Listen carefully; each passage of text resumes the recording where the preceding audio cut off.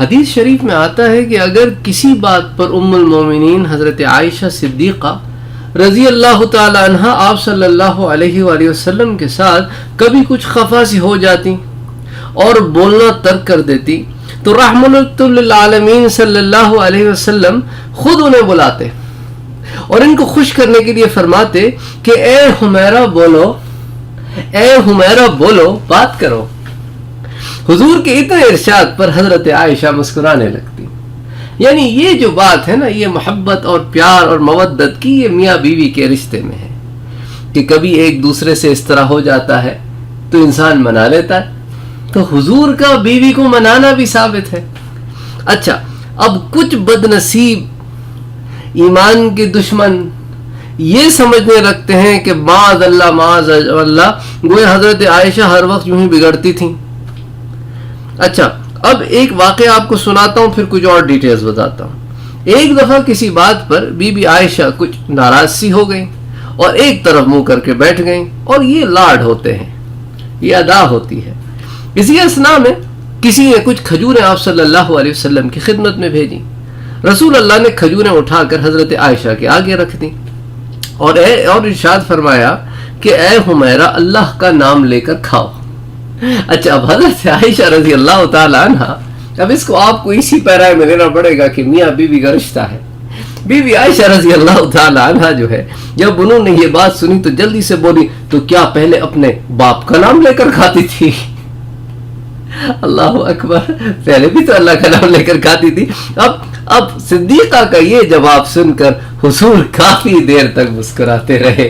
تو اب یہ آپس کی محبت کی بات ہے، آپس کے پیار کی بات ہے، مگر کچھ جاہل لوگ، ایمان کے دشمن لوگ، وہ یہی سمجھتے ہیں کہ گویا بی بی عائشہ یوں ہی بگڑتی رہتی تھی۔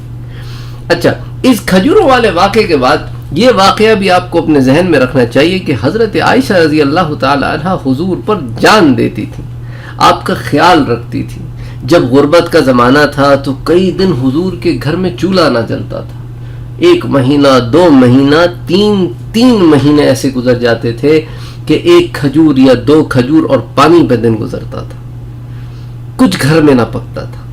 ایک دن کیا ہوا کہ کسی نے چند کھجوریں، حدیث میں آتا ہے کہ 9 یا 11 حضور اکرم صلی اللہ علیہ وسلم کی طرف بھیج دی۔ اچھا، حضرت عائشہ رضی اللہ تعالی عنہا نے بھی کئی دن سے کچھ نہیں کھایا تھا۔ بھوک کے باوجود یہ کھجوریں انہوں نے سنبھال کر حضور کے لیے رکھ لی، ان میں سے 1 کھجور بھی نہ کھائی۔ حضور گھر میں تشریف لائے تو حضرت عائشہ صدیقہ رضی اللہ تعالی عنہا نے یہ کھجوریں حضور کی خدمت میں پیش کر دی۔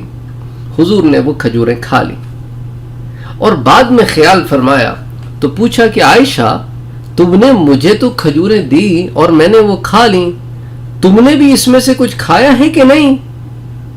تو بی بی عائشہ نے فرمایا کہ حضور صلی اللہ علیہ وسلم، میرے لیے اللہ اور اس کا رسول کافی ہے، میرا رب اس سے راضی ہے، میں راضی ہوں، کھانے پینے کا کیا ہے؟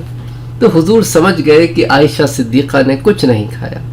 آپ کو بڑا افسوس ہوا، فرمایا عائشہ تم کھا لیتی،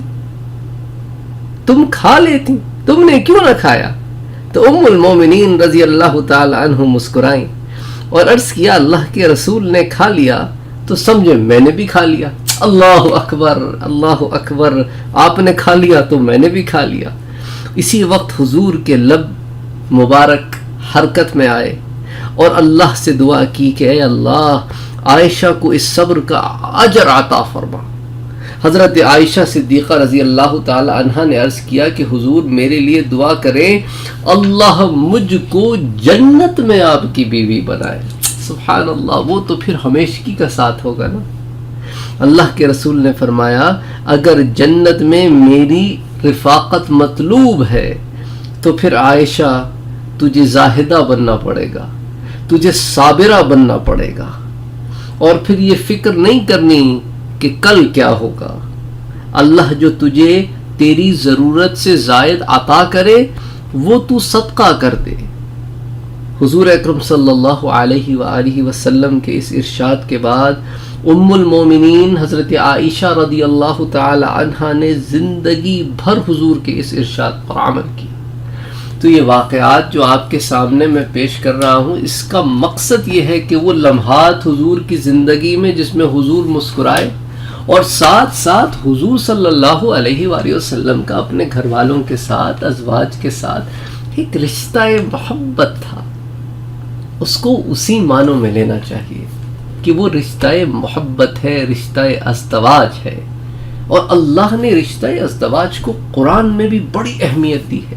یہ تو ہمارے پاس ایک جاہلانہ سوچ ہے کہ وہ پاؤں کی جوتی اور سر کا تاج اور پتہ نہیں کیا کیا ہندوؤں سے لے کے ہم نے اپنی زندگیوں میں شامل کر کے اس کو دین سمجھتے ہیں۔